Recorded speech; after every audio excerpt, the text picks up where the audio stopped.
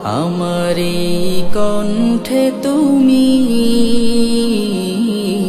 তোমারি বাণী তুলেছ, বুকের দেরাজ তুমি কোরআনের স্থান দিয়েছ। এত ভালোবাসো কেন মালিক আমায়, কি করে শুকুর তার করি আদায়। এত ভালোবাসো কেন মালিক আমায়, এত ভালোবাসো কেন মালিক আমায়।